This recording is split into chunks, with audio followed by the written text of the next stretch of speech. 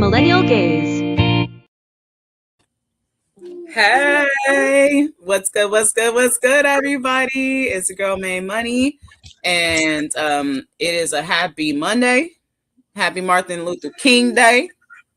It is a nice, beautiful, like almost 70 degrees out here in Oakland, California. Say what's up, Katie.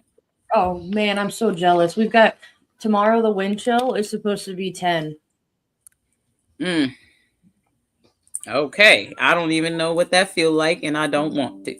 Okay, I'll let you know that right now. I do not have clothes to help facilitate that type of weather. Yeah, But anyway, it's real cold. Hi, yeah. Jazzy. Hey, Jazzy. Hey. So real quick, I thought of Jazzy right away after the Michael Cohen stuff Oh yeah. because she was when she was one of the people in the one episode we were talking about Michael Cohen, and she was just like, "Oh, I don't trust him," and I was like, "Okay." Then I heard all this stuff, and I'm like, "Yep, okay." I'm thinking of Jazzy. That's what's up. That's what's up. Yeah. So I'm a little kind of processing a lot right now at the same time. So I got the homie Katie to hold me down, but I do want to kind of let them know what I did today and why I have this flower today.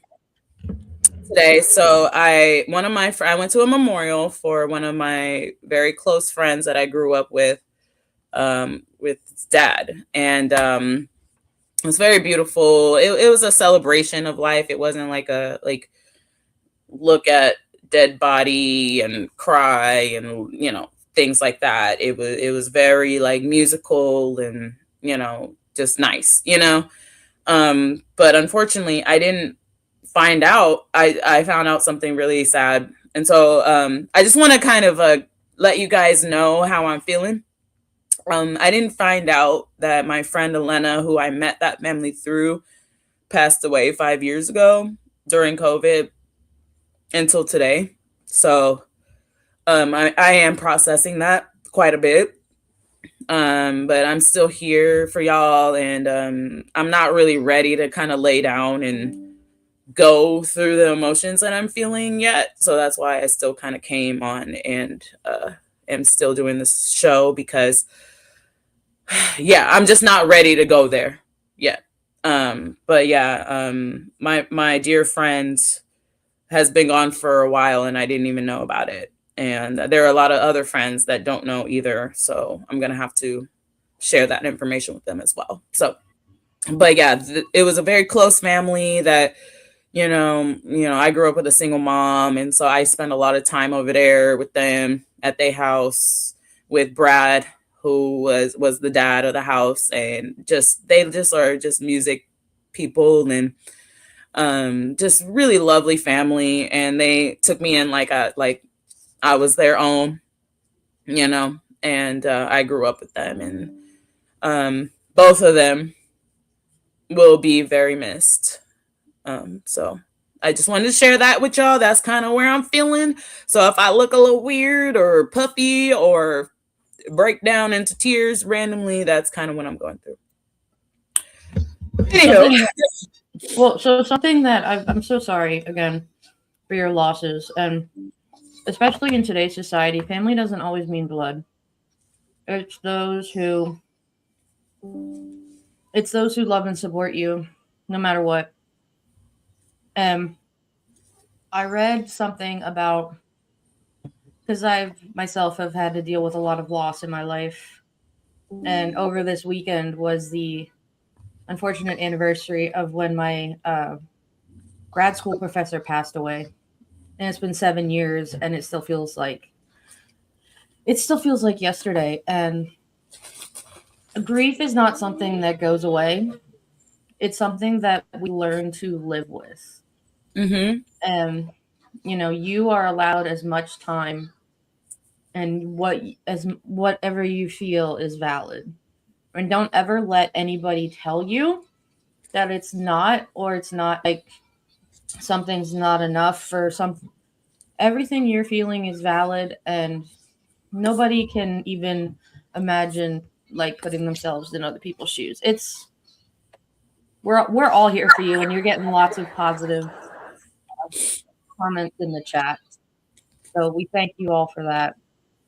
Yeah, and I really wanted to do the show because y'all really do help me through all of this, and I really like being with y'all, and I feel comforted being around y'all. And I know I look a little fucked up right now, but like I really mean it when I say that like I wanted to do the show today, even through how I'm feeling.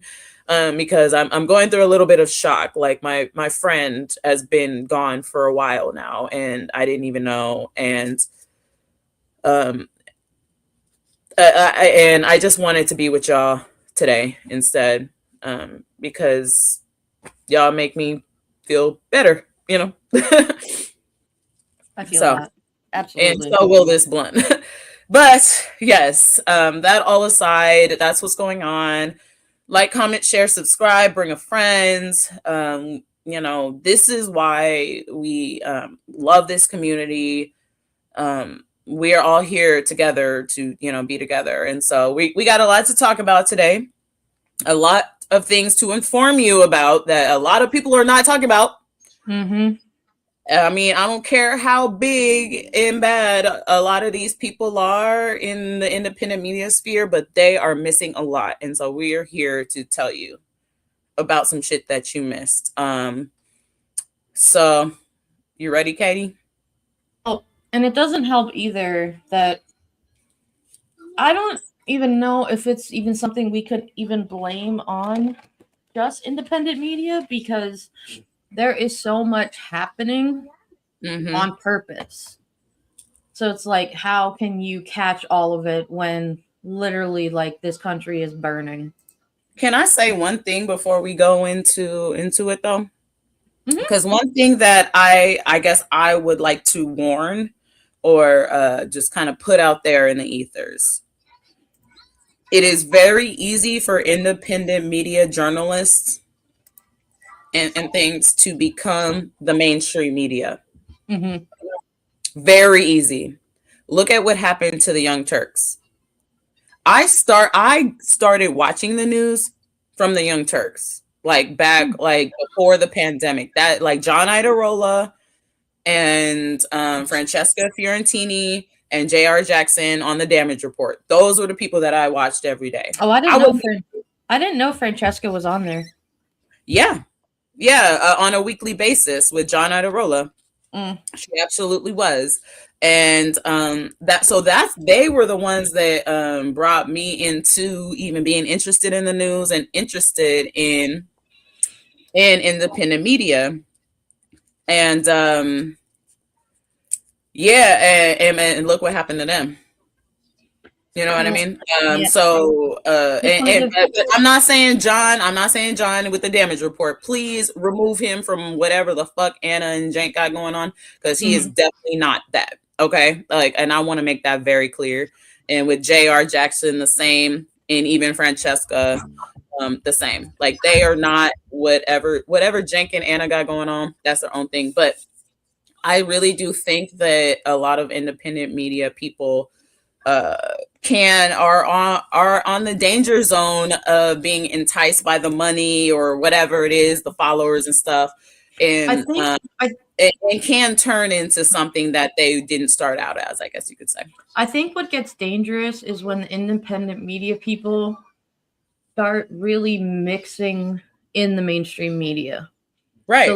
So like I've seen Jank on that Abby Phillips debate show. I've seen and then like Tim Miller Adam Mockler's been on there, who I really Jen like.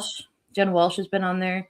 Right. And it's just a matter of being careful and sticking to your guns and sticking to your values. It's a major danger zone for sure. When I've seen Adam and Jen on, they're themselves. They don't change like what they do or what they say. But Jank is one of those that's very wishy-washy. And I was watching him on, I think that I've Had It Ladies had him on recently.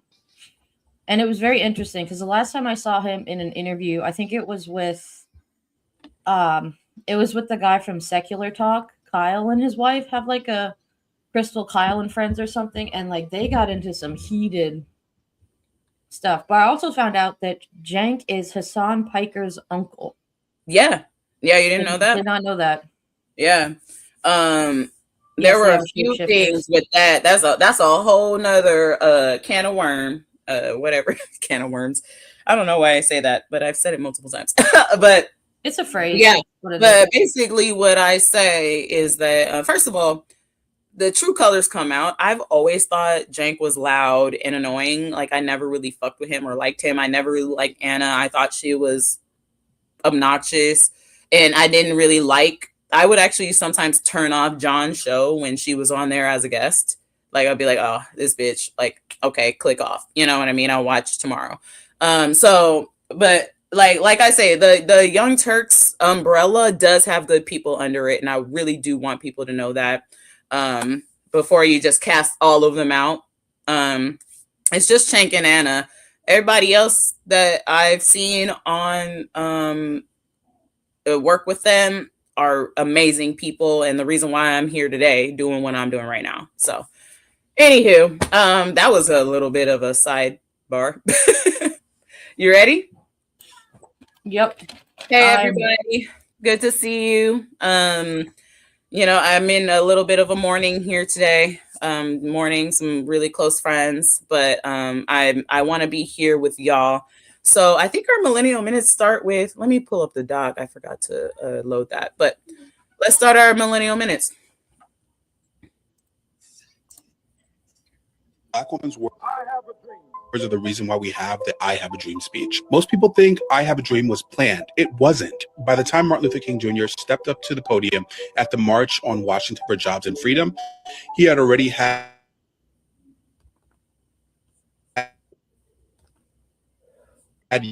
in fact, that his advisors told him not to use it again. The original draft of the speech wasn't even called I Have a Dream. It was entitled Normalcy, Never Again, the justice and what America should look like after civil rights were achieved. But then something happened. As King spoke, standing just behind him was legendary gospel singer Mahalia Jackson. And she called out to him, "Tell them about the dream, Martin." So he did. King put his prepared speech aside and improvised the most famous part of the speech, the part we all know today. I have a dream that one day every valley shall be exalted. Every hill and mountain shall be made low, the rough places will be made plain, and the crooked places will be made straight. And so remember, a Black woman's word. I have a dream.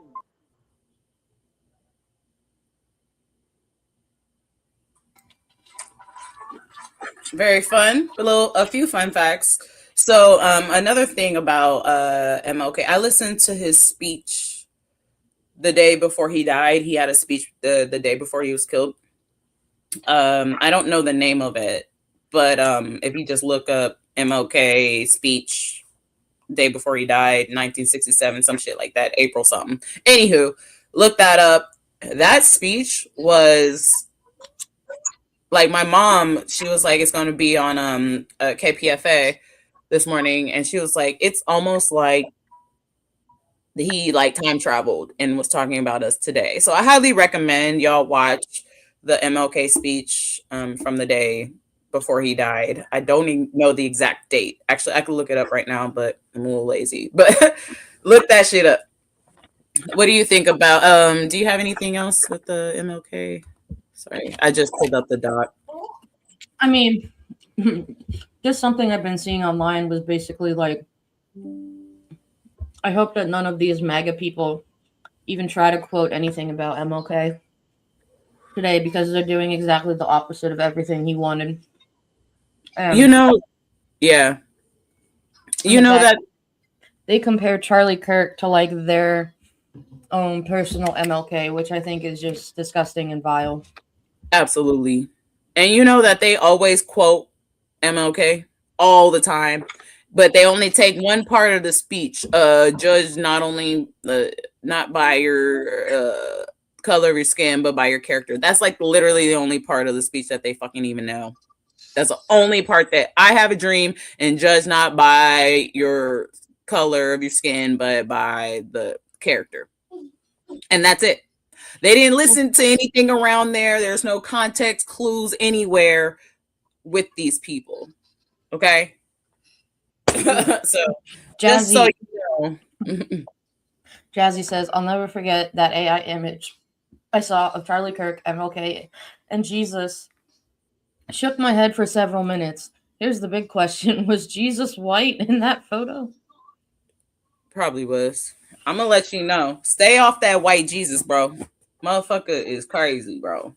Not good for anybody. That white Jesus has done terrible things for society, okay?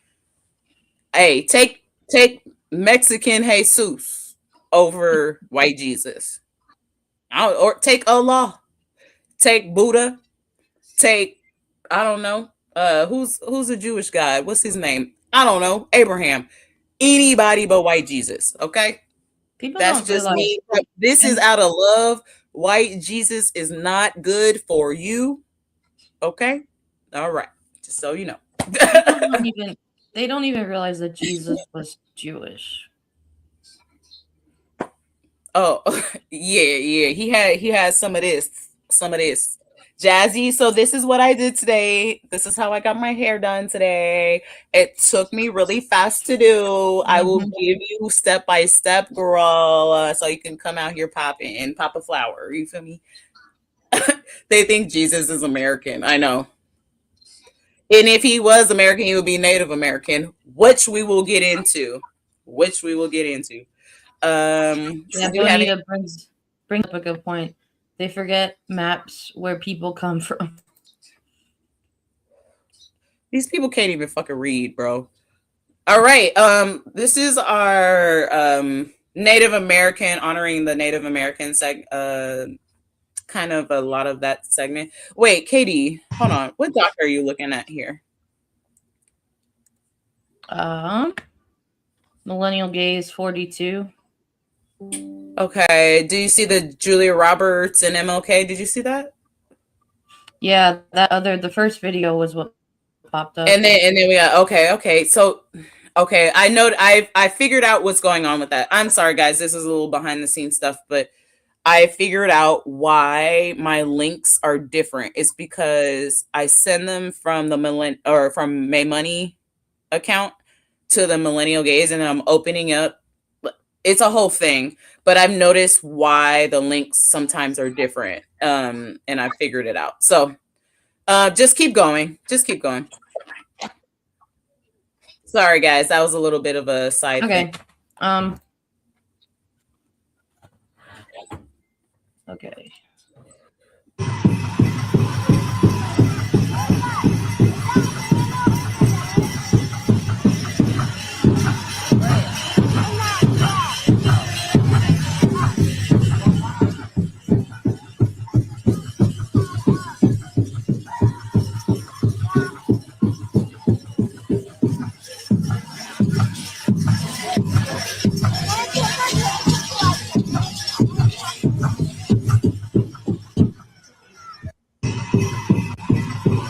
So that is some of our native family. Apparently, you can pause it. Or yeah. That is some of our native family who are being attacked right now. We're gonna go a little bit more into that. I kind of fucked up the doc, you guys. I'm just gonna go ahead and let y'all know. But the natives have been getting attacked, but that was a soldier who found himself at a powwow and went ahead and did the powwow thing. And I just think it's so beautiful to see our native people. I'm also have a little bit of native blood in me, mostly black, but I do have like my great grandma is a Tuscarora Indian. So but they out in like Virginia and in that area. Tuscarora is kind of out here. Yeah, they're over there. Like my whole family is kind of isolated on the West Coast. We're very small over here, but we've been out here though. You feel me? Oh, thank you, Dally. Oops. Oh, you guys are far too kind. Come on now, don't butter me up. Don't ham me up. Don't do that. Save the Girl, compliment you for deserve to be Angela. buttered up. Oh man, turn me into a little buttercup. Okay. But yeah, and I also wanted to forefront during our millennial minutes, just like a few other people like Malcolm X, I think or Muhammad Ali, we got next, right? Oh no, Asata, no, Kathleen Cleaver. There we go. Violence is a very non-functional approach in a society that's based entirely on organized force and violence. A country was created in violence, land was taken in violence, society that's perpetuating itself through violence in the ghettos, in Vietnam, in Africa, wherever you look. There's organized force and violence at work to maintain the society. There's a world of difference between 20 million unarmed people and 20 million people organized and armed to the gills. That's power. Nonviolence is a very non-functional approach. Her eyes, first of all, are stunning. I don't know if y'all like peep that, but like there's something about her eyes that is very like just gorgeous. But that was Kathleen Cleaver. I looked her up a little bit. Just very powerful part of the movement. I don't know if she looks like Chloe. No, Khloe Kardashian wanted to look like her. That's what that is. There you go. I was gonna say because none of that looks fake on her. Exactly. But one of the very strong women that were part of the movement, and what I wanted to showcase not only Martin Luther King, but also like the other people that were alongside him, because I feel like he would want us to know more than just about him. I feel like the movement was about everybody at that time, and so I wanted to kind of show more people today. Let's go to the next one.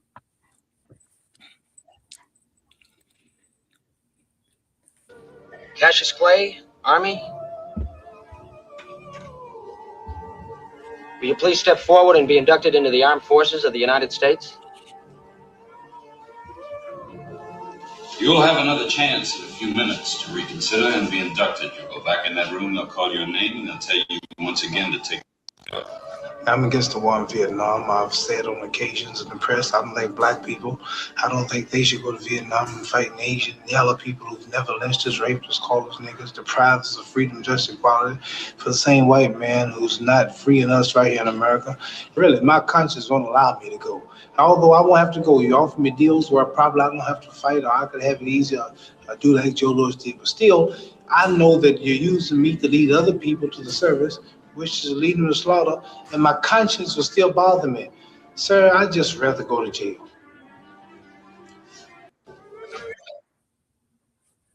Hey, I feel that shit, bro. Me too.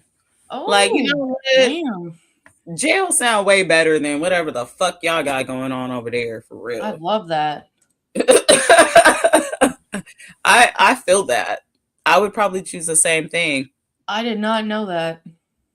Yeah. So another fun fact, if you look up the name Cassius and the meaning of it, it means pretty much like empty helmet. And so I can understand why he changed his name to Muhammad. Yeah. But yeah, Muhammad Ali was dope. I had a Assata Shakur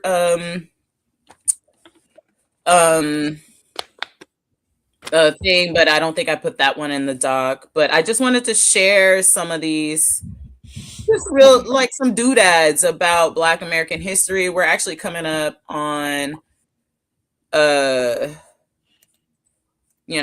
History Month.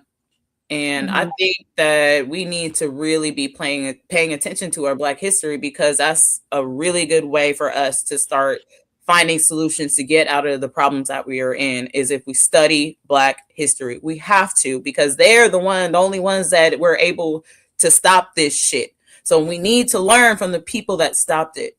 You know what I mean? And so we need to know what they were up to, what they were doing, how they did it. And then, yes, of course, we have technology and new developments, and we are dealing with different people and different types in different ways. But that doesn't mean that we can't take every resource from before, and use it and to make sure we get through this. So I'm trying to educate the fuck out of y'all, pretty much. All right, who's next? The Katniss thing. Oh, this is interesting. This is very interesting, you guys. Either I can't remember what tribe she I don't remember if it was a specific tribe or she was supposed to be one of the, I think it's Malungian people from the Appalachian Mountains, but she's not supposed to be a white girl. And when it comes to this, I was getting hot, had to tie this up. White women are not the ones leading the causes that actually create global change. Not by and large. Not by and large. And when it comes to especially that genre, that time frame of allegorical fiction, there were a lot of this little white girl is going to change the world, when in reality, that's not the demo that's actually initiating the change. That's the demo that tends to listen. I have white friends. There's a lot of I like a lot of white people, and I think we can all agree that when it comes to who is the closest, who benefits the most from white supremacy outside of the white man, and we see it time and time and time again. White women will sell out their counterparts for an approximation to whiteness, for an approximation to power, to esteem, to position. She said, I don't want to make people, I don't want to disrupt the potential of me getting work. I don't want to disrupt.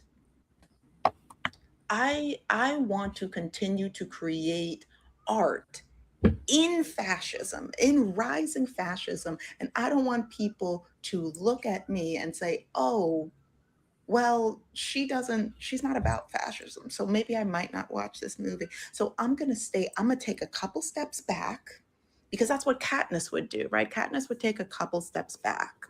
I'm going to take a couple steps back. So that way people aren't going to make that association with me. But look at all that I'm doing. Look at me on screen. Isn't that nice? Yes, she did a great job of playing Katniss Everdeen. She's not about that life. I don't know her personally. Oh, now she was talking about Jennifer Lawrence. So no, that's who she was talking about pretty much the entire time. I highly recommend watching that entire video because it's very, very good. We'll make sure to put it in the description. She's right though. What was it? Susan Collins made the Pan Am about the United States. It's basically the United States, and where District 12 was, I believe, it's like where I am or something. It's like over near you on the east. Yeah, it's like Pennsylvania, New York. It's, as she stated, where a lot of tribes, Native American. I would be in District 4, and I think, yeah, the one with the one where Finnick was, or where the fishermen and shit. Because I'm over here near the water. The books are better, except I will say that I like the movies and the books. I've read both and seen the both. movie. The Mockingjay movie makes up for the books. The best book, I think, is Catching Fire. The best movie is Catching Fire too. Yeah, but the Mockingjay book is not that great, but the movie is good. The movie is really good. I agree with you. I thought I was the only one that thought that, Katie. No, most of the Hunger I highly Games, agree with you on that. Most of the Hunger Games fandom doesn't like the last book. Yeah, I didn't like it at all. I like the movie. And then Catching Fire is my favorite movie and book. And then I just love the start of the story. I just love the start of the story. I love Rue, so you get all the Rue. Oh my gosh.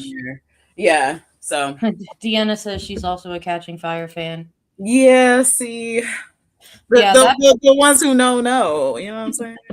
When I read, there's this one follower I follow on Facebook who has he's read the books, but then it's like his reactions to watching the movies. It is so funny. Some of the stuff. And his wife or girlfriend or whatever is in the background going, baby, you knew this was going to happen. And he's like, I don't care. It still hurts just as much. Dude, I cry every time I watch those movies. Same with Lord of the Rings. I cry every time I see Dobby die. You know, I mean, every time. When the Ride of the Rohirrim goes by, I cry. You know, it's just leave me alone, you guys. I be crying at shit that I read and stuff and watch. Like that's where I get my crying out. I don't cry in situations that much. You know what I mean? I don't cry in situations like in real life as much as I should. But like that's where I really get it out is when I watch something or read something. You should have been with me. You should have been with me when I watched the Stranger Things finale. I think I started crying about halfway through. And at one point, it was maybe 15 minutes to the end of the movie, or not movie, the show. And my husband's just like, "Are you still crying?" I'm like, "I don't even know why at this point." I cried for like 2 weeks when Bellamy died in The 100. Oh my God! Spoiler alert! My bad, guys. I have not read that. I did. I cried for literally 2 weeks. I would just randomly break down into tears. Also, I was really upset. Actually, if you go on my YouTube channel, May Money in the Building, I have a whole reaction video, a rant about when Bellamy Blake died in the 100, and I was so distraught and upset that I would just randomly break out into tears, like while I was like working and shit. Yes, democracy. Oh, okay, democracy. I see you up in here. Hey, are you coming to the tree where they strung up a man? They say he'll murder 3. Strange things have happened here, no stranger could it be. When we met up at midnight in the hanging tree. That shit a slapper, bro.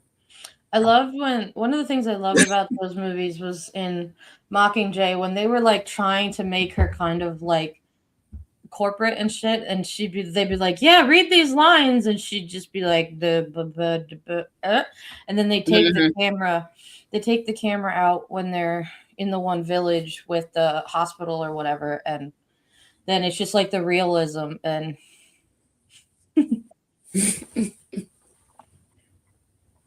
you knew, bro.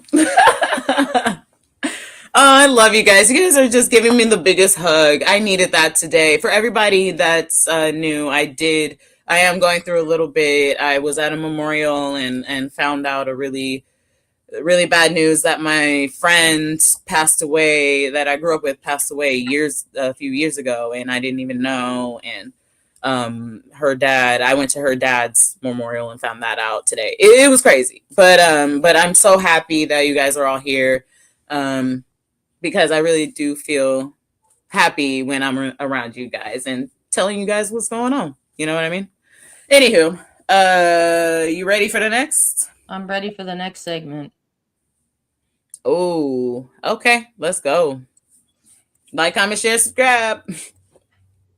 Messages for Christy Nome. And if you're not Christy Nome, thank God for that. And you can keep scrolling. Christy, bitch, did you really think you were going to get away with kidnapping and holding for hostage 3 Native American men while you pressured their tribe to enter into a raggedy-ass contract with DHS? Babe, you have lost the plot completely if you have to hold your own American citizens as political prisoners to get what you want. And now I'm hearing that the Lakota are gearing up to fight an invasion of ICE on tribal lands, which is a violation of our treaties. I don't know if you smacked your head on the ground and that's how you came up with this idea, or maybe it's because you were dropped as a baby, or maybe the Botox is seeping into your brain and melting it. But I know that this is just the beginning, because I know you've gone to the Choctaw and now you're trying to get them to let you build a raggedy ass detention center on their land. And I know that you're planning on going to Arizona. And babe, I did not find that memo cute, because that's where my tribe is. And you are not going to come on my land, take my people, hold them hostage. It's not going to happen. And in the words of Erica Kirk, stop. Now, I know you've tried this before, and that's why I'm saying it's just the beginning, because you went down to Florida and built alligator Alcatraz, and the court shut you down. That was incredibly satisfying, by the way. Then you went to the Potawatomi Prairie Band and tried to give them $30 million to let you build a detention center on their land, and they thought about it, and they said, go f*** yourself. And now you're trying to take Minnesota by force.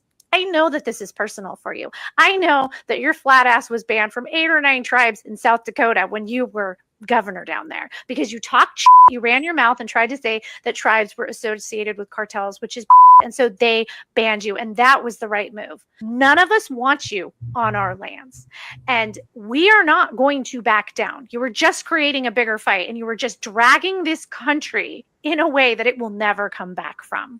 The Native Americans are the original citizens of this land, and our treaties matter, and our sovereignty is important. And for the rest of the people out there, I need you to elevate this and not stop talking about it, because we are just the first. When they violate the first citizens of this country, the rest of you are on the menu. That is what is going to happen. So we all need to talk about it, and we need to continue to talk about it, and we need to make sure that everyone is standing with Native Americans. If you're a patriot, you're standing with Native Americans, and we cannot let this continue. This message is for Christy. Bitch, did you hear her? Bitch, did you hear her? Christy, hello? Christy, bitch, are you there? She was talking to your dumb ass. She said that she got smoke for your ass if you really trying to pull up.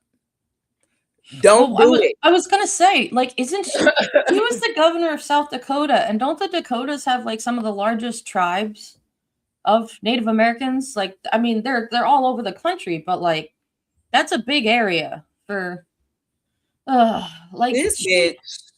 Christina, you are going to fucking prison.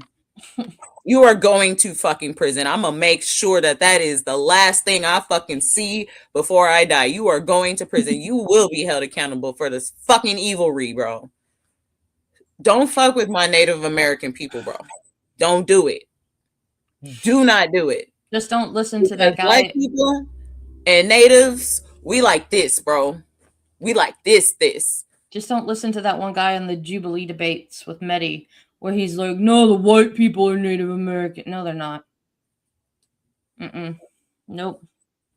You can pull your Botox filled ass over here if you want to. I don't y'all ever watch Pocahontas? These white men are dangerous. Really are. Let's keep going.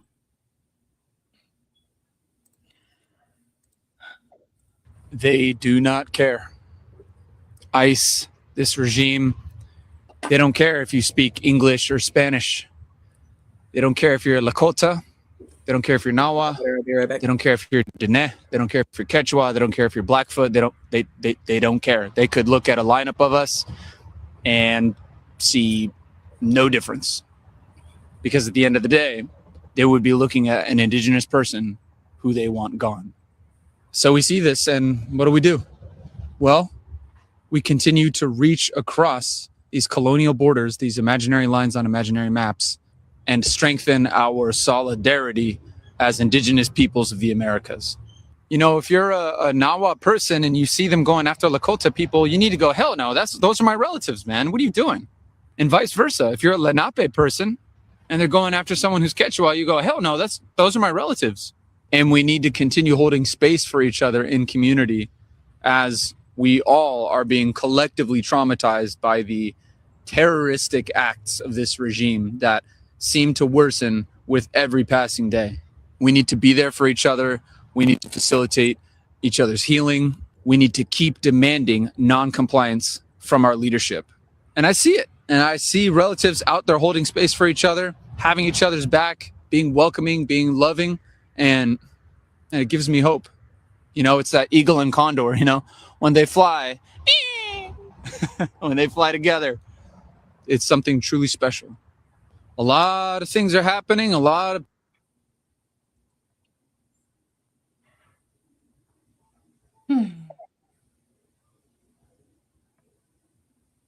Okay, you're there. I was like, May, are you there? Oh, no, I was just listening.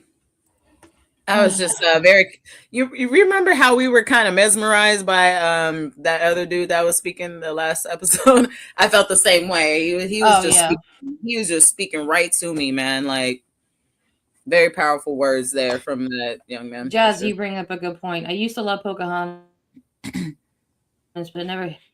but it never hit me how deeply gross the English people were in that movie, calling the Americans savages. I still love that movie very much. Yeah. Oh no, But it's so funny because I think recently Disney put out like an Instagram or a post that was like, describe a quote that describes how you're feeling right now, and it's all this woke shit like from Pocahontas, like these white men are dangerous. There was one of Captain Von Trapp ripping up the Nazi flag, and people Oh, were I like, love that one. Oh, I love Sound of Music. Oh, I love that and movie. people were like, y'all, I don't think Disney realizes how woke it actually is. Savages, savages, barely even human. How high does the sycamore grow? Yeah, that movie, that's one of those like really underrated movie soundtracks. Hey, that whole soundtrack slap, bro.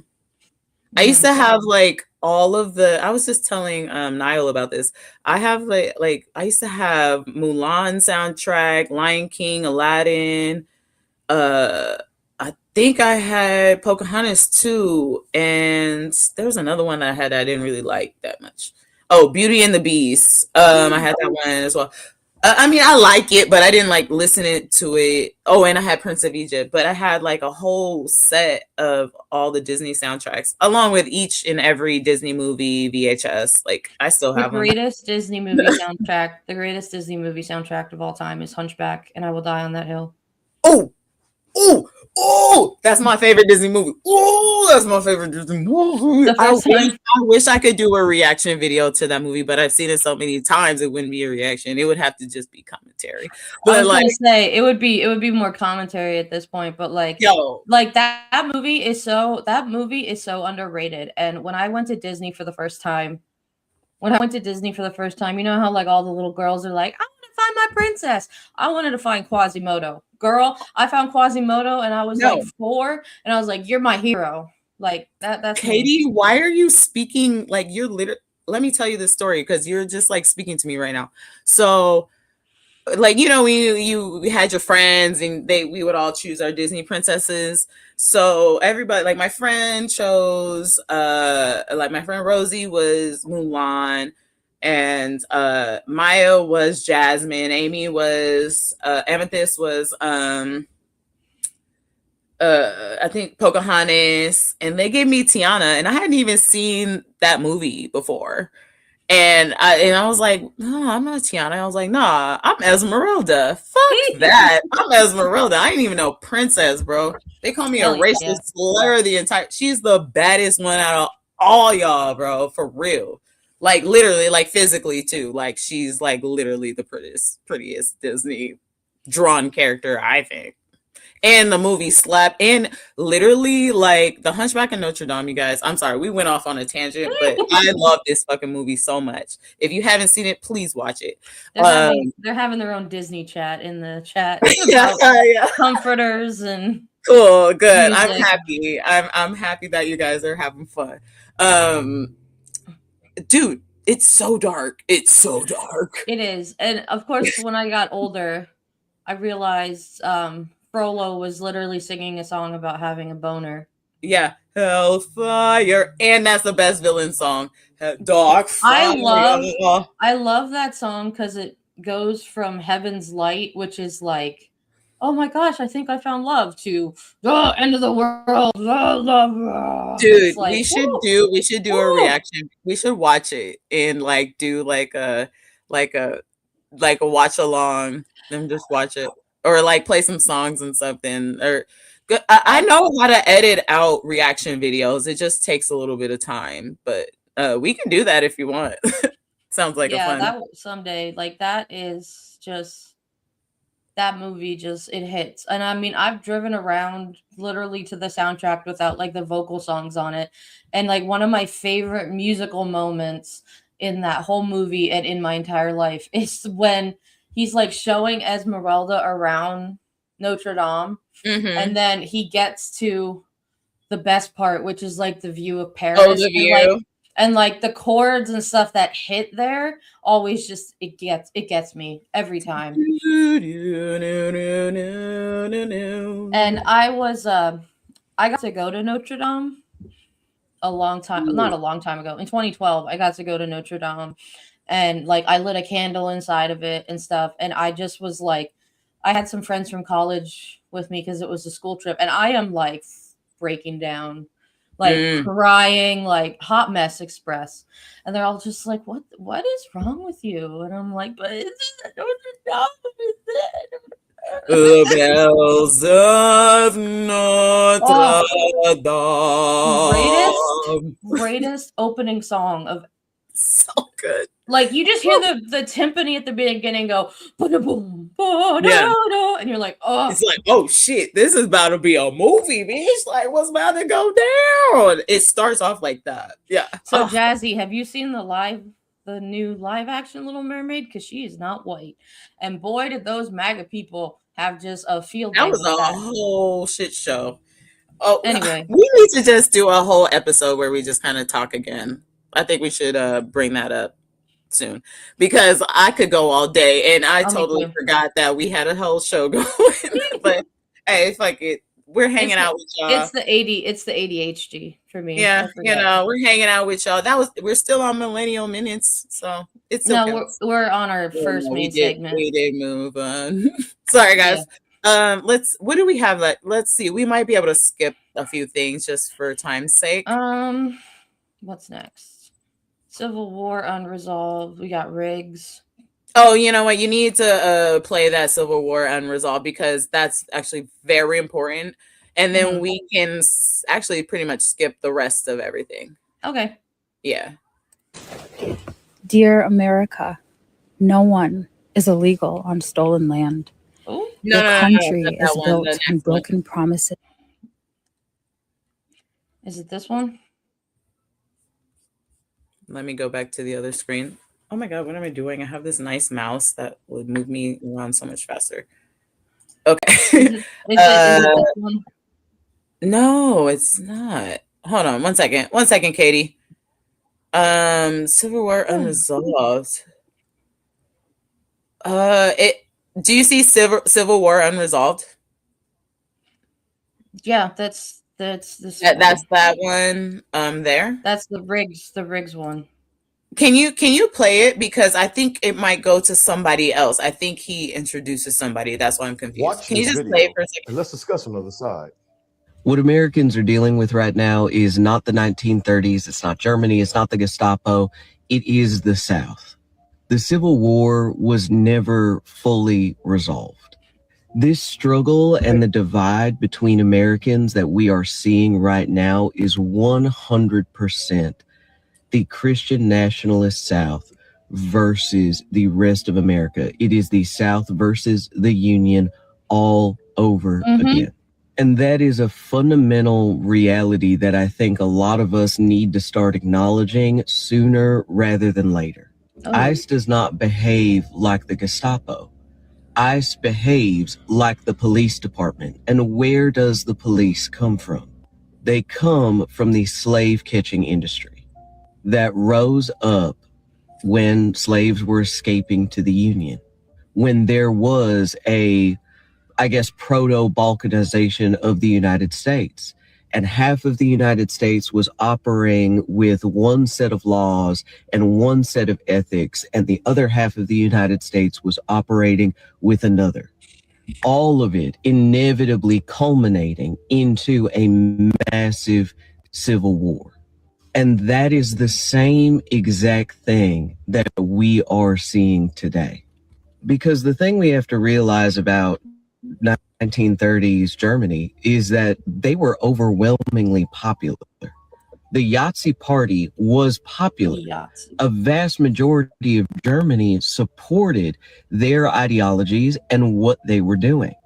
And yes, we can definitely glean a lot of insight into what's currently happening by finding those parallels to what happened in the 30s, but that's not what's happening now. We are in Civil War Part 2, Electric Boogaloo, The Reckoning.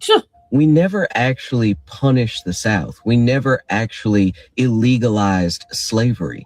We simply transformed these things and then told the people of the South to operate covertly. We told people with those bigoted ideologies and those highly classist ideologies to operate more covertly if they wanted to operate within the American system. Because at the end of the day, slavery was and continues to be insanely profitable for the United States. But because we did not pluck those weeds out, root and stem, the weeds of slavery and racism, they are growing and they have overgrown the garden once again. And unless we acknowledge that that is what's happening and then use this opportunity to seek to pluck those weeds out of the garden once and for all, they will only continue to regrow in cycle. Germany was not divided in the way the United States is. Germany was united behind the Reich. We are not united behind Christian fascism. We are not united behind Donald Trump. We are incredibly divided. And because of that, there is a very slim chance of anybody making it out of this. There is going to be a massive power struggle because without the will of the people, this cannot go on indefinitely. What we are headed for is more than likely civil war. Because on top of that, you also have the fact that the United States simply cannot invade the United States. So that's another thing to contend with, but maybe that's a video for another time. Woo, baby. Listen, hey, he hit that nail on the head with that one, didn't he? We knew that this was going to be the outcome. Unfortunately, without military units and without agencies that have raw firepower, such as the ATF, FBI, the three-letter agencies, NSA, ICE, demons, there won't be a civil war. What you're looking at more right now is an insurgency. But he is absolutely right. They are the South. They pay homage to the Confederacy. They pay homage to the... Yeah, and I mean, something else too, that look at how they were so butthurt about like certain statues being torn down and like right.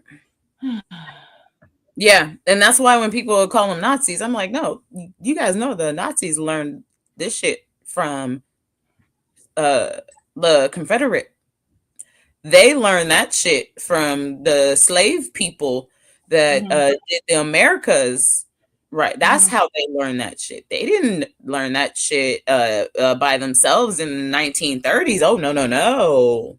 They had the playbook from the over here, you guys. We're dealing with the real ones, okay? The real originators of all this shit. The Holocaust had a lot to do with us in the way that they was doing us out here in America, okay?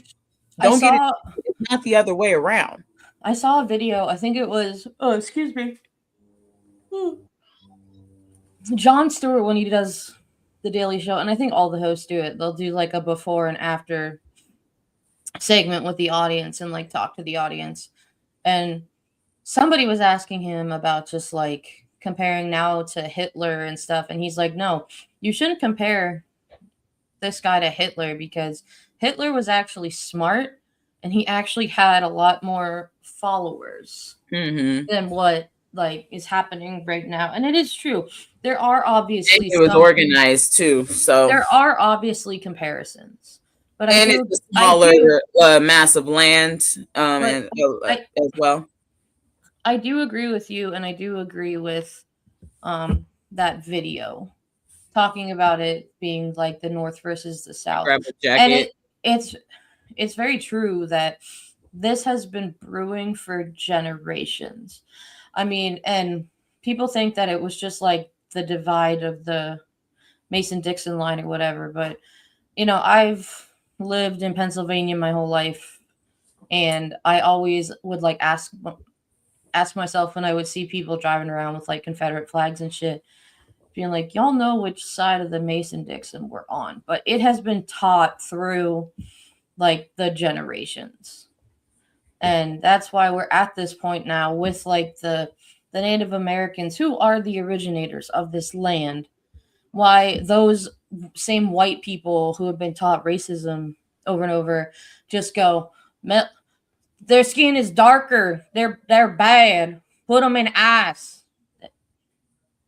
No, that's not how this works, bro. Yeah, seriously. So, well, I do like that was brought up because I knew that, but it was just kind of that was a negative information that was kind of dug down deep. Yeah, this started from us, you guys. So, hey, what's up, Pitchy? Well, and it never. People think that like once, and people think like, oh, once we freed the slaves, it all stopped at the end of the Civil War, but that didn't happen. I mean, no, it just got embedded and continued. It's like, oh yeah, we let them in this, at least in the South, a good movie to watch about some of that, especially for the women, was like watch the movie The Help. I haven't seen that one, but I heard it was really good. They do a really, or read the book. They do a really good job of just showing how differently culture was even in like the 50s and 60s, and just the way that it just makes you sad. Absolutely. It makes you angry, it makes you sad, but it makes me realize who I would be siding with during those times, and it wouldn't be the white people. All right, let's keep it moving. Yep.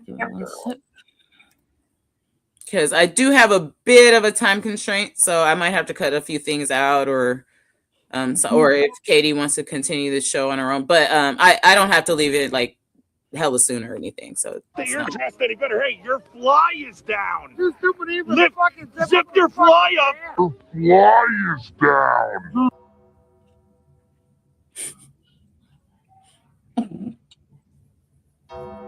Is that the Undertaker music? Yes. It's so small. Why is it so small? Are you a grower? I mean, if you're a grower, there ain't nothing wrong with that game, but I mean, the description kind of fits. Ice agent, small, you know what? Man, oh man. Not that you're dressed any better. Hey, your fly is down. Zip. Bonita, put up the title of this segment again, just in case it is. Bonita, you make me laugh. We love the Chappelle Show. It is Ice embarrasses themselves. But yeah, we love the Chappelle Show. Oh my gosh, the skit. Just a real quick tangent. The skit that he does as the blind Ku Klux Klansman is one of my. Oh, it's so funny. That shit. These are some hilariously sad, depressing fucking clips. They're great. Well, and then this one is this the Jake Lang one where he's like, I was lynched. If you were lynched, you wouldn't be here. Sir. Oh, there are hella developments on this one, but I put this doc together a few days ago. Yeah. What's up, Pitchy? We see you, bro. But yeah, this is kind of what happened. This is the best footage I got. So go ahead and run this. I'm glad we got some Chappelle fans in here. Live in Minneapolis, Minnesota, you guys. Jake Lang rallied. He only has about 5 people with him. I think there's some stuff going on over there, maybe. But in terms of like Jake Lang's thing, there's only about 5 people that came with him. Stay out of their way, bro. Do not assault us. We have the First Amendment right in this country. We will not be intimidated.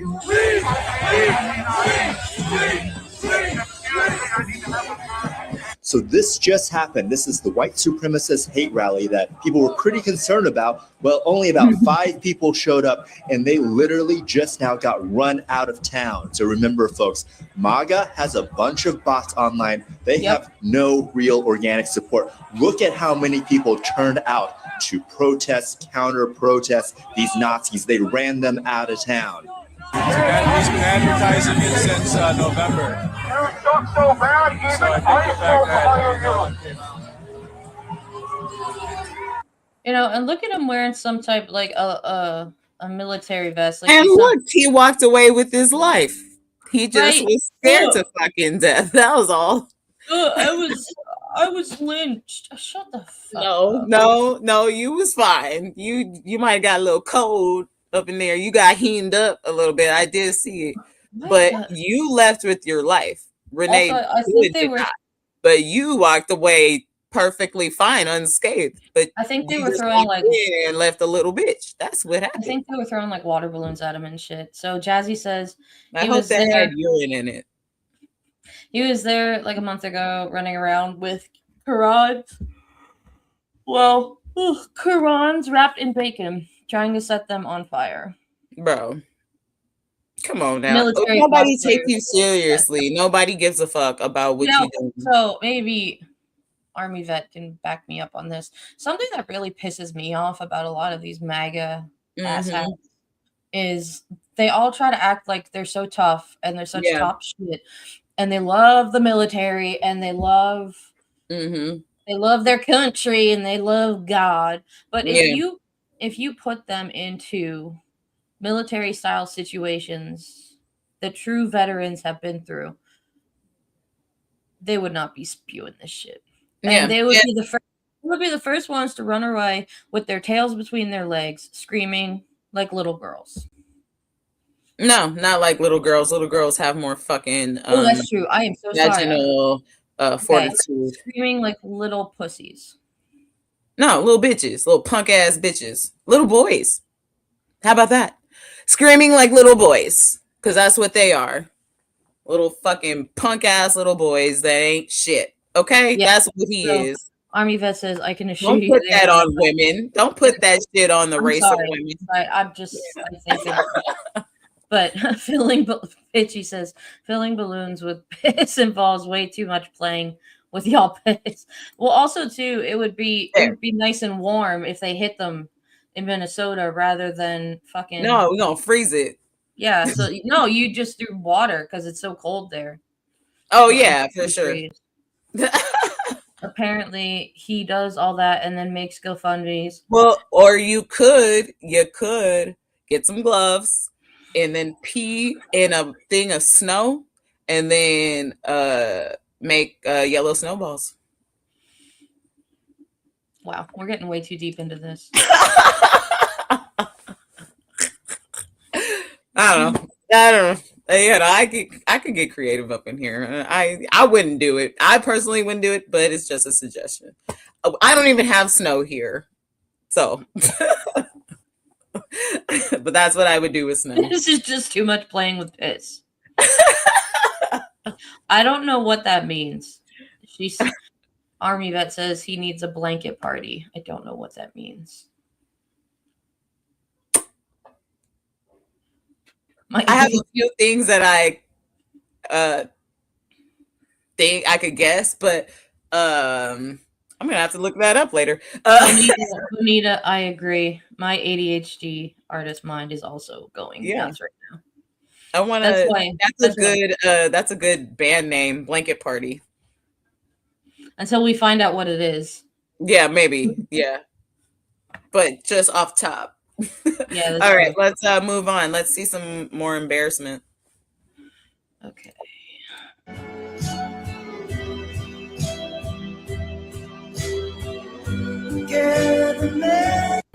Oh, can you pause it? Yeah.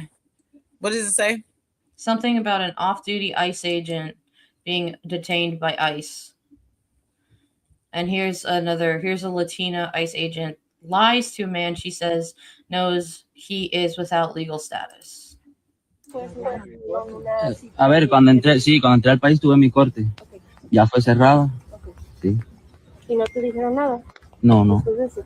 Ok, ahorita porque estás aquí ilegalmente, no tienes nada de estar aquí. Bueno, ya vamos. revisamos todo. En tu caso, no tienes nada de como récord para estar aquí en los Estados Unidos. Ok, so ahorita te vamos a poner en detención, te van a procesar el caso de nuevo y de ahí van a decidir. Vamos a ahorrarnos tiempo. ¿Ah? Vamos a ahorrarnos tiempo. ¿Cómo? Vamos. ¿Es verdad? Sí, claro. Somos residentes los dos. Ok, déjame revisar eso, ¿ok? Permíteme un momento. ¿Por qué no necesitas Dame la tuya, esta de principio? ¿Cómo? ¿Por qué no me...? No, porque me pidió el ID y pienso que el ID también hasta la fecha esa, ¿sabes? Es legal. No estoy diciendo que no es real, No, nomás estoy... somos residentes hace rato ya. Ok, nunca reportaste. Okay. So basically, if you can't read the text, Sorry, that was my niece and nephew, real quick. they were talking about how they're not legal, but she was saying they weren't legal, but he was saying, no, we've been legal residents for a long time. Also, okay, so as soon as you mentioned Full Metal Jacket, pitchforks, I knew what you meant. There's a scene in, have you ever seen Full Metal Jacket, May? Yeah. Okay, yeah, it's the scene where they hold down D'Onofrio with the blanket, and then they all start beating him. That's and get his ass whooped in the blanket. Oh, okay, that's kind of what I was going towards. So yeah, I wasn't too far off. Yeah, I was thinking like a pinata. If you guys have never seen Full Metal Jacket, it's a mind fuck. It's literally, I remember the first time I ever watched it, it's like two different movies in one, but it makes sense. But I remember I like went to the bathroom at the end of the first half, and I came back and I was like, wait, did I miss something? When did this change? But Stanley Kubrick be like that. He do be like that. All right. What's next? Who else is embarrassing themselves? Or just ice. Ooh, Benny Hill music.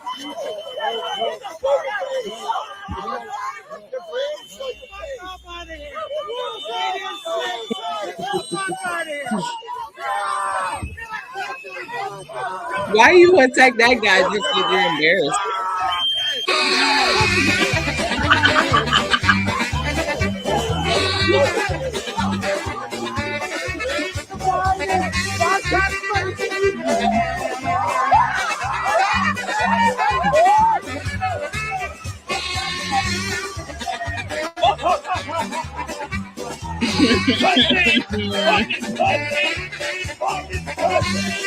That's funny.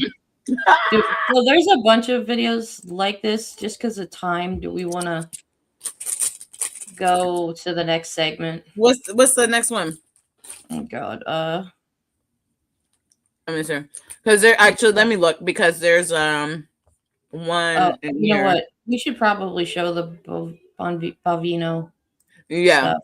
But that Yeah. Benny Hill, the Benny Hill music one gets me, because that's Yeah. one of the first. As a saxophone player, that's one of the first solos I ever played. Oh, that's fun. Was Yakety Sax? That's what it's called. That's cool. Always get to learn cool things about Katie, hanging out with her. I think I was in like 6th or 7th grade. That's what's up. Let's see if I can get it.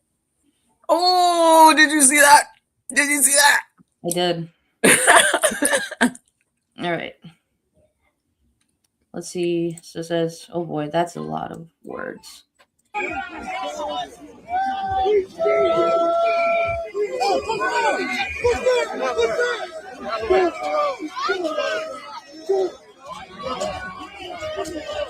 If you're happy with what's going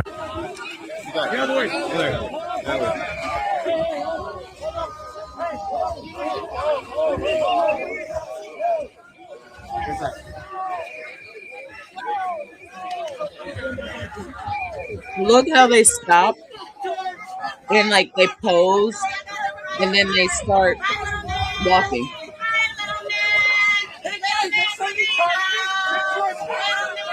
Oh my God, I just noticed the jacket. It really is like some. Yeah. Look at Bovino over here. Oh yeah, we've done our survey. Let's fucking load her back now. Like literally. You don't have to be these people.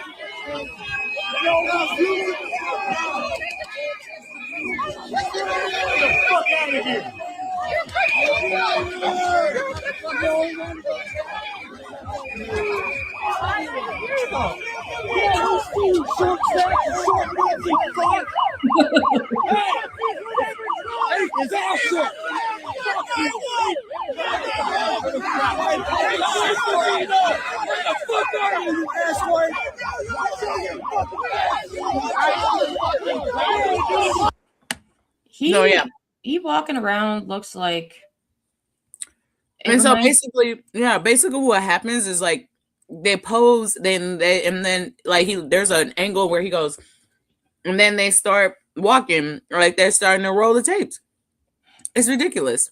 They're trying to get like reels. That's basically what it is. Yeah, it's disgusting. Oh yeah, I noticed that too. He doesn't wear a mask because he's proud of this shit. Mm-hmm. He literally looks like Christoph Waltz. He thinks he's fucking cool. He looks like Christoph Waltz in Inglourious Bastards. Okay, we can skip that one. I think we should go to this one next.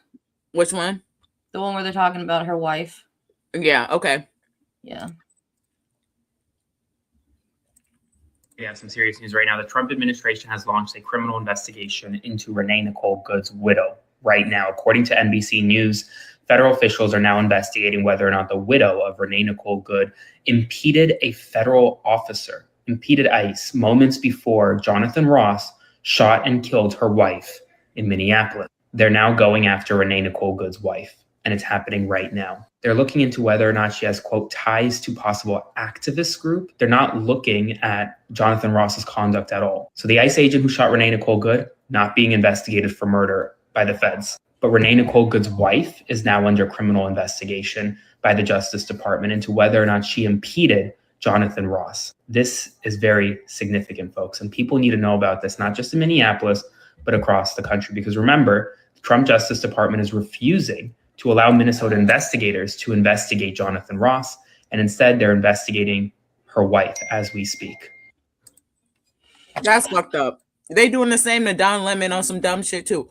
These people are unserious and evil. Okay. I just I don't even know. But we see the whole shit on camera. Like, investigate what, bitch? Like, what is there to investigate? Because she made fun of him being fat. Like, that's maybe y'all need to be investigated. Is that what it is? Mm-hmm. Yes, this is the upside down. The fuck? It is the upside down, absolutely. Get to investigating, bitch. Ain't nothing over here. What do you fucking mean you gonna investigate me for? Let's do this. Dumbass bitches. Here's another one that got attacked. We didn't even want to do it today, but let's do this one and then end this segment. Yeah. Okay. Actually, no, we need to show at least one of the now activated the state National Guard to assist state and local officials and law enforcement there. The question, this is what people have been wanting him to do something, to be strong. Now, here's the thing. Will Donald Trump take those National Guard members and federalize them and then use them against the citizens of Minnesota? That's not the one I wanted. That would be the next move. We'll see if that happens. But this is still a developing story. We're on our way to Minnesota, and I will keep you updated as soon as we get more. That was Tim did the National Guard. Still, I ain't really seen any National Guard. Where they at? Still haven't seen them, but we'll talk about that later.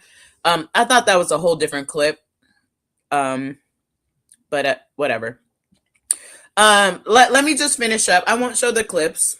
I might just save them for like a shorter thing or put like a short and talk about it in that way. Because I'm running out of time and I do need to go over to my friend's porch kick it for my friend, who I need to go to her memorial. But anyway, ICE is going to be deployed again in LA. And then also Philadelphia is their next stop as well. And I heard one other place and I forget. Well, I think it's San Diego.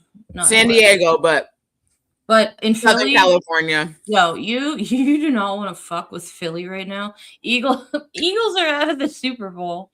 Dude, Eagles are out of the Super Bowl. Actually, you know what? Flyers are They sucking. will cordially invite you. Let them know where you gonna pull up at. Okay? Well, no, so in Philly, I've seen things that are like, you don't want to fuck with Philly because the Eagles lost in the playoffs. Flyers and Sixers are sucking. That's what I said. And the Phillies haven't started yet, so they're angry. And they want your problems. They say, "Hey, I know that I've been seeing all over that Black Panthers are in Philly, ready to go. Or they just gonna run across a angry sports fan and get fucked up. It is not easy to pull up to a place like Philly. I'm gonna let you know that shit right now. Just And on the a police- regular day, don't think you just gonna pull up on some people in Philly and think And you the, just gonna walk out, bruh. That's what happened in Oakland, because they was like, oh, we about to bip all they converters out their car as soon as they pull up. It take these people like 5 seconds to be like, "Yeet," and unhook your whole car. They Run beat up. off with your whole shit. Listen. In Philly, they beat up Santa for fuck's sake. Like they don't care who you are. Yeah. And their police in Philly have been very active in saying like, we are not going to put up with this, and I believe them. So we'll see. I'm sure they'll be there for like 5.5 seconds, and then they're gonna be like, never mind. These might look crazy. We're gonna leave now. Bye. Thank you. Okay, that's what's gonna happen. I didn't know you were there, Jazzy. I love San Diego. It's beautiful there. I love SD. That's one of my favorite places in California. She says she said they're gonna regret that down here if they show up. San Diego has already been running them out. Good. They'll come here for their photo op, yeah. And San Diego also has like a huge military base, by the way. Oh yeah. So if you really want to like do all that. But anywho, let's keep going because I do have to kind of get out of here. The Trump files.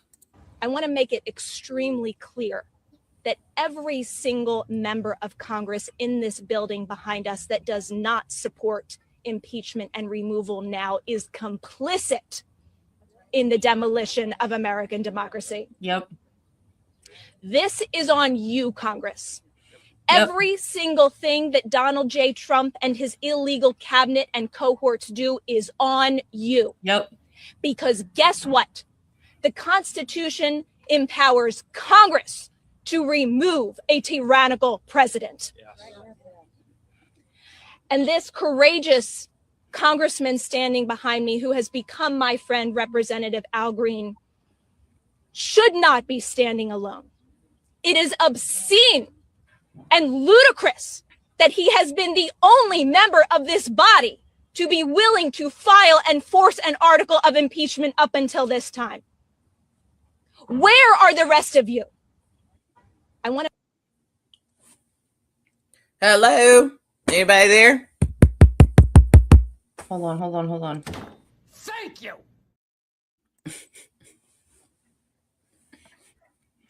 But seriously, this people are exhausting. Like, are we really just sitting around just like looking at this shit and just like not doing anything?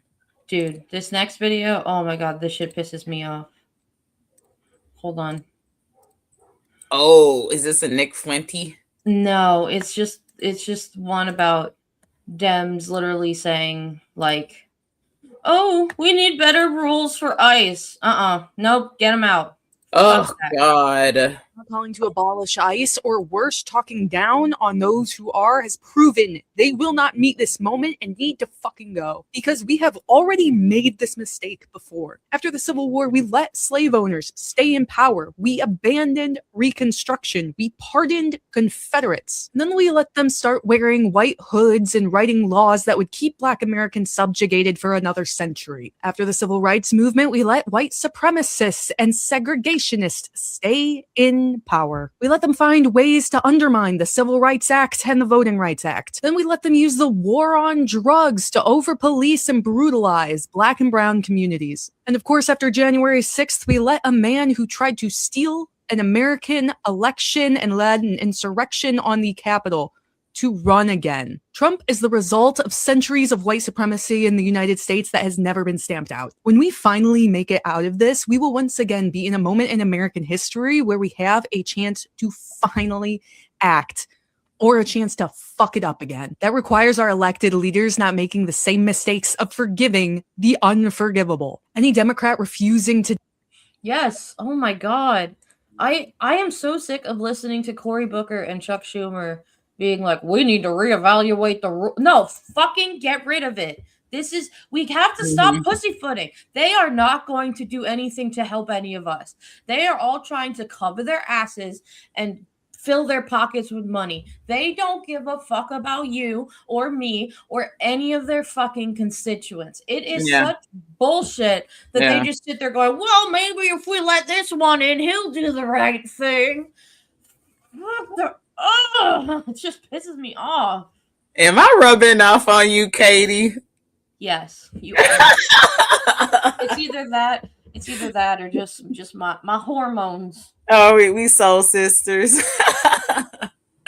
Yeah, that I was like, okay, Jazzy. Katie, I see you. Jazzy says, Corey, I can stand and talk long and hold my pee, but that's it, Booker. Damn, why you doing like that? That was jazzy. That was good. I like that. Yeah, damn. Sheesh. Actions speak louder than words. You know that damn that one. I Yes. wish we had that one. We need to get that one. Ooh, I will put it on the list. Yeah. Yeah. Like Okay. Unfortunately, I do have to actually start winding down. I already covered our last segment, our next segment last night. So you guys can check out the live stream last night when it's all about the Molly Sky Brown stuff. It's all about all of that. Unless Katie, unless you want to cover it, I can dip and then you can take the rest of the show. I can do a little bit more. Okay, cool. All right. Then let me sign off properly then, and then I'll hand it over to Katie. I do need to go to this thing, and I want to go see my people. I really do.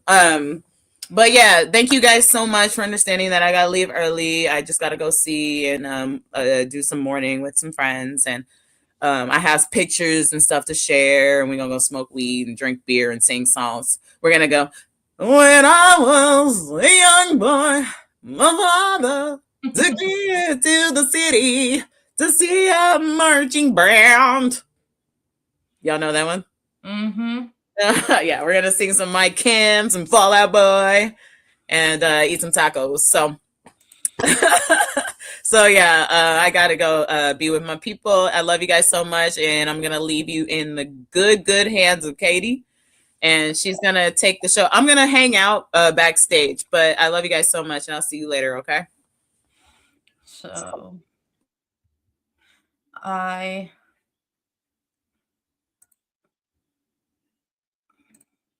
I love Francesca, and I am excited to hear what she has to say. Terrified right now, not going to work, unable to sleep because of the paramilitaries on our streets. Well, don't worry, because Democrats are going to stop this nightmare. No, they won't. By introducing piecemeal reforms. Mark Kelly and Ruben Gallego have very boldly introduced the Stop Excessive Force in Immigration Act. The act proposes a series of reforms, including mandatory de-escalation training for ICE officers and limits on the use of certain weaponry. Cool. People are being blinded right now with less lethal weapons. So Representative Richie Torres, however, is introducing legislation to make all ICE officers wear QR codes. Oh, good. So we can read about their ingredients while they're shoving our faces in the pavement. Daddy issues. Unaddressed PTSD. What about Cory Booker? He wants agents to wear body cameras and ban the hiring of anyone who's affiliated with hate groups. Thanks, buddy. Did you know ICE is a hate group? That's like banning pedophiles from Epstein Island.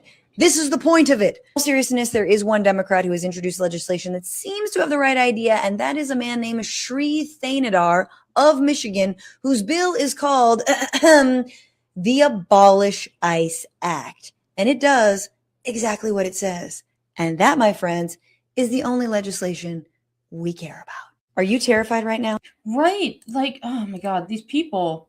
Oh, I had mentioned it before. Like, these people are just saying, oh, let's do less of this and less of this. Like, bro, how much more evidence do we need that they don't care? You can pass all of the bills and all of the amendments and all of the shit you want. They don't care. And guess what? They're not going to follow it, even if they do. Like, he doesn't care what there are not three branches of working government at this point. He doesn't give a crap what the Supreme Court thinks. He doesn't give a crap what the House and the Senate think. he would rather live his life by talking about executive orders. The last guy is the only one who actually does put forth good things. He was the same one who put in impeachment papers months ago. I've seen him. Yeah, he's been pretty active. And you know what's funny about the ones that are like especially active in, you know, impeachment? Most of them are, well, most of them are not white. They're not white. And they're the ones that are trying to take the charge here. Oh boy. We've got a little bit more to talk about just because.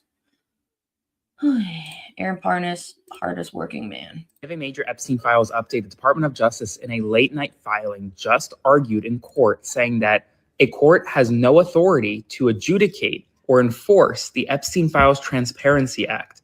And they did this super late at night so that the American public wouldn't know about it, but Midas Touch actually caught this court filing as an exclusive. So spread the word. So here's what happened. Representative Ro Khanna, Representative Thomas Massie in the past week filed a letter with the Southern District of New York, the judge in the Ghislaine Maxwell case, and said, you need to appoint a special master, an independent monitor, to go through and determine whether or not the DOJ is complying with the Epstein Files Transparency Act. Well, tonight, the DOJ just responded, saying that the federal court lacks the authority to enforce the act and that Khanna and Massie don't have standing to essentially recommend an independent monitor. In short, the Department of Justice's position tonight is that no court can enforce them, can force them to produce the files. And everyone needs to know about it. They did this so that happened while people were asleep. Spread the word, follow for more. Most of what's happening, if y'all, I know Mage said she talked about it in her live that she did. There are other people starting to come forward. Excuse me. There are other people that are starting to come forward and share their stories just with other journalists. Like we've talked about Sasha Riley, and he is currently not living in America and sharing his story.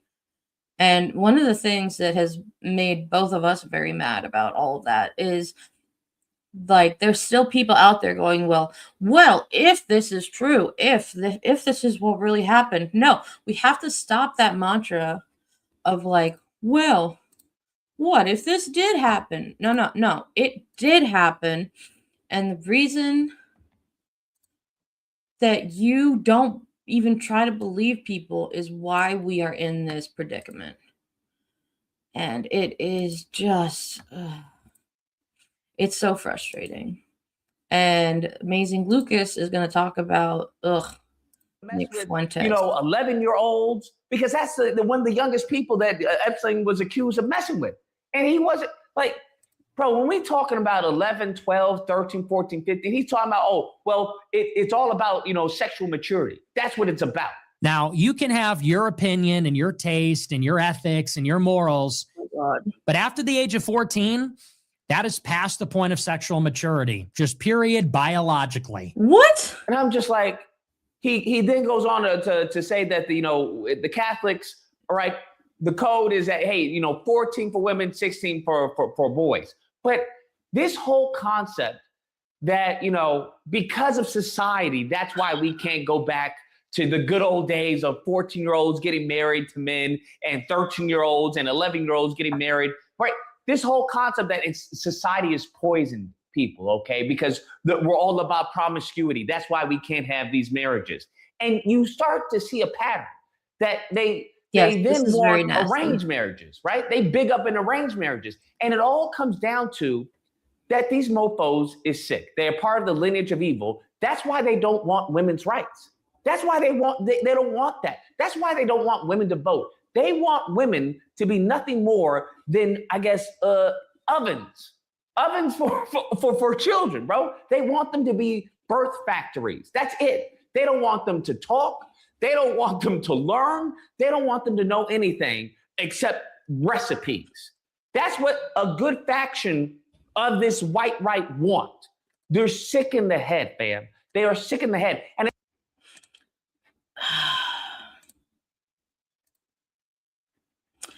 I cannot stand. Girl. When? Girl. Oh, you're back. Yeah, I'm getting ready to dip out. I was just getting ready, but girl. I would. Oh my god. What the fuck? This is what we doing now? This is why these people they need to come out with this, Why? because they're gonna start to try to make this shit normal. Like, women, if you are with somebody that Bonita says Netflix has literally covered groups like this too, sharing the info about these horrible thinking people. Yeah. If you ladies, if somehow you are listening to this and like women that are married to men who think like this, there's help out there. You can get out of this. You don't have to live your life like this. I like oh my god. I for myself, I like to think that, you know, even though I'm lucky enough to be married to an amazing man, and I have a beautiful daughter and another one on the way, like that stuff is my choice. It's not shit that is like forced on me. And I am always going, I may not be the most like feminine female out there, but my goal as a mom is to be, you know, to be there for whatever my daughters need, and to show them that women can do anything a man can do, and usually do it a lot better. And another thing is, Katie, is that like they just want to force children into the world, but one really important thing about it is like the child needs to be born out of like love, in a loving environment and shit, you know, to be successful. But they're business, they don't give a fuck about how anybody feels. They're not pro-life. That's how that works, right? Like otherwise you end up with a whole bunch of Voldemorts running around. You know what I mean? Like if y'all don't know, and the reason why I bring up Voldemort is because he was conceived through a love potion. A love potion. So he wasn't conceived out of like love, and so that's why he couldn't experience it. And I think that's kind of deep. J.K. Rowling, you can go fuck yourself. But I love Harry Potter, so I'm gonna remove myself from that. But yeah, it's actually very much so important to like having children and stuff and bring them into the world. You can't just bring them into the world and then abandon them and leave them loveless and shit. You know, I mean, you can, and people do it unfortunately all the time. But yeah, and then actually they bring them in. Like, look at what Sasha Riley said. He said that he was adopted literally just to be trafficked. Yeah, so I want to address what Dally Oops has said, because I was going to bring this up too. Unfortunately, this is a sore topic for me. I'm so sorry. But 18 is young enough. Brains aren't fully developed until 25, and that is absolutely correct, because there are a lot of things that like I still look back at the time between when I was like 18 and 25, and I was like, was I really an adult to make some of those? And tell you like know that this is a safe space to share anything anytime. Like know that we are comfortable.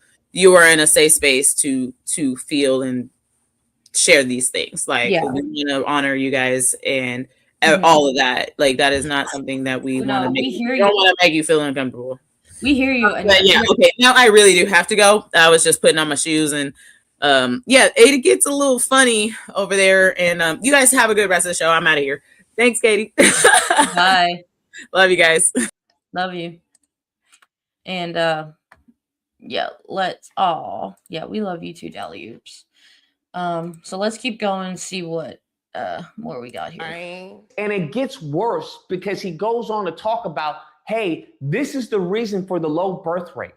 So if a man and a woman reach the age of sexual maturity in their teens, we're telling them you have to wait 10 years? And what? They're going to be chaste that whole time? What are they going to do for those 10 years? When are women most fertile? It's not at 28, I'll tell you that much. And we wonder why we have a fertility crisis? Brother, The reason for the low birth rates is that men can't sleep with 11-year-old girls? Is that men can't marry 15-year-old girls? That's the reason for the declining white birth rate? No, God! No, God, please, no! No! No! No! White women, I'm sorry. I don't know what to tell y'all. I thought we had it bad, all right? I thought, with the racism, with the police brutality, with anything, I thought we had it bad. I did not know y'all had it this bad. The reason why the marriage is dead is mainly in many cases for these white women is because the man is gay or the man wants to transition. Okay, they'll be in it, like I said before, they'll be in a 50-year marriage and then all of a sudden wake up and like, ooh, I think I want to be Becky today. I think that's what my name should be. I think it should be Becky. I feel like a Becky. Thanks, I've always Belina. felt like a Becky ever since I was a child. Now I'm going to be a Becky. I love the like who is this little weasel of a human being to say like, oh, women should do this and women should do that, but he has literally gone on camera saying like, well, oh, I'm not gay and I'm a virgin or whatever. Bro, it's pretty obvious, and it's very obvious why no women would want to be anywhere near you. Like, I also don't know like how who birthed him, but something that I will die on this hill of, none of these people are pro-life. I am so tired of hearing, stop killing the baby, stop killing, and like, I'm a mom, I'm pregnant. It's that, like, it was never about that. It's all about control. Because once that baby is here, if they are not white, rich, and a male, they don't care. They don't care. Once they're here, if they were pro-life, they would give paid maternity and paternity leave, free childcare, free healthcare, and help all of these things instead of literally shoving women back out into the workspace. And it's just, oh my gosh. It's just so frustrating. Like, if you have a miscarriage, they classify it still as an abortion if you need a DNC. If you have an ectopic pregnancy, they can classify it as needing an abortion. And these people just don't have any idea. They don't care about science. They don't care about data. They don't care about research. All they care about is running their stupid mouths and having control. And I'm so tired of it. Yeah, I would love to know what his mother thinks of this, because the ironic part is I'm pretty sure he's half like Mexican. So it's like, bro, if your people ever find that out, they're coming after you. These little men with these little dick energies, I just cannot stand it. But we got some fun little exit messages for you guys to kind of keep the hope alive, because that's all we can do sometimes at this point.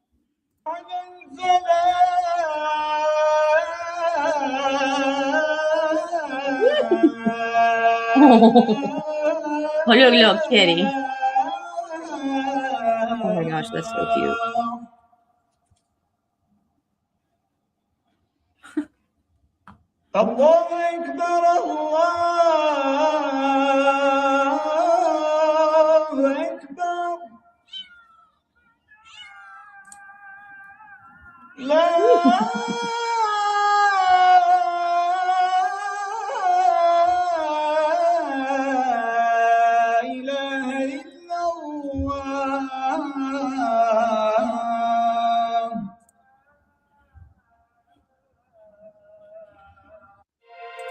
Follow us for. That's so cute. Kitty says, I want to pray and sing too. Right? That's adorable.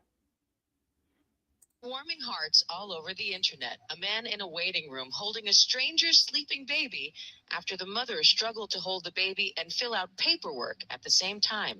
I felt good, especially after he sat down and we started talking and stuff. It felt right. Joe Hale says the gesture of kindness, liked over 1 million times on Facebook alone, was just instinct for the grandfather. I didn't care if the baby was black, green, or purple. It didn't matter to me. I do all children that way. Natasha Wilson captured the heartwarming moment. As he held the baby, it was as if that was like one of his kids or one of his grandchildren. It was really a touching sight, something I've never witnessed anyone do before. The baby's mom, Jade West, says in times like these, she's especially thankful for the kindness of strangers. It feels good because, like, you see so much bad stuff going on. Mm-hmm. And it's just like, it feels good to see something positive for a change. And West says she's a single mom, so she's used to doing everything by herself. Oh. She says that made it especially nice to have someone offer an extra set of hands. Oh my goodness, that's so sweet. Yeah, that's a grandpa right there. And as I'm not a single mom, but I've had to take my daughter to like appointments by myself. And I love when people who have never been a parent are like, oh, but it's so easy. You just have a little baby. All they do is eat and sleep and poop and cry. No. Especially when they get mobile and they never stop once that happens. So don't, I may. So like, don't, I think she's walking dally-oops. So like, don't come at me with any of that. Y'all don't. But good for that man. Because babies have like a sixth sense. And they also know when they feel safe. Like they can read people pretty dang well. I'm just saying. And then our last one here. Oh.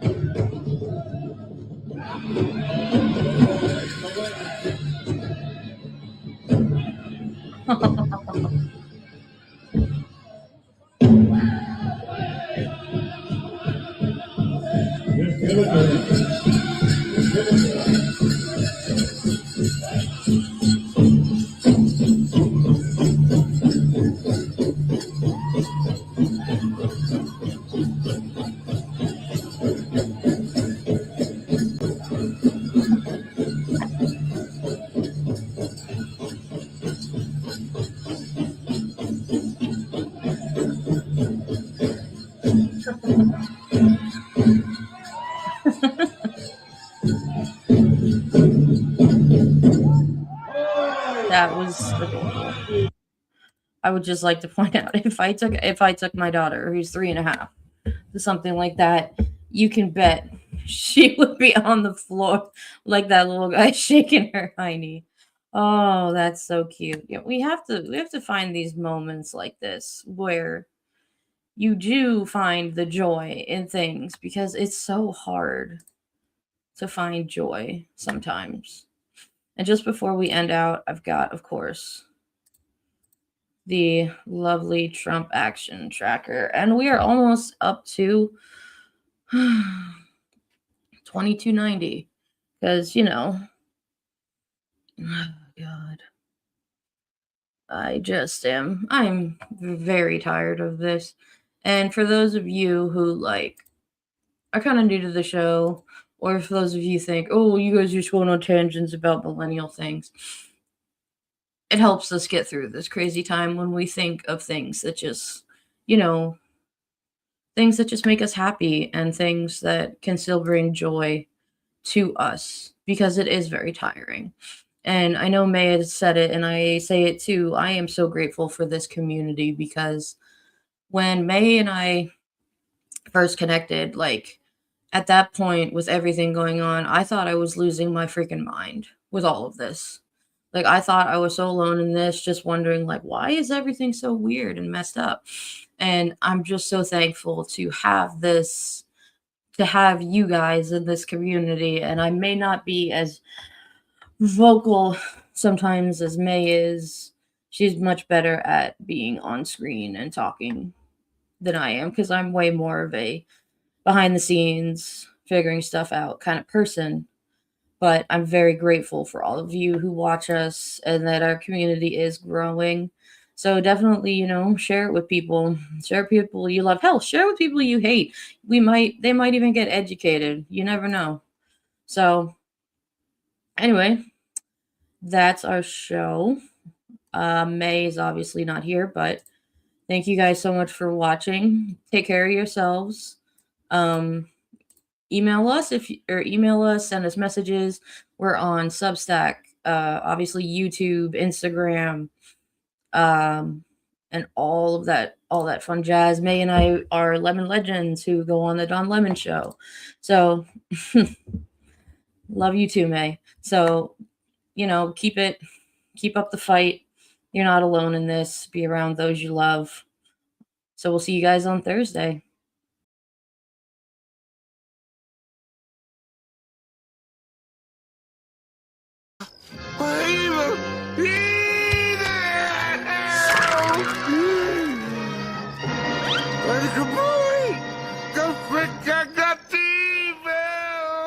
All I said was there's evil afoot. Evil!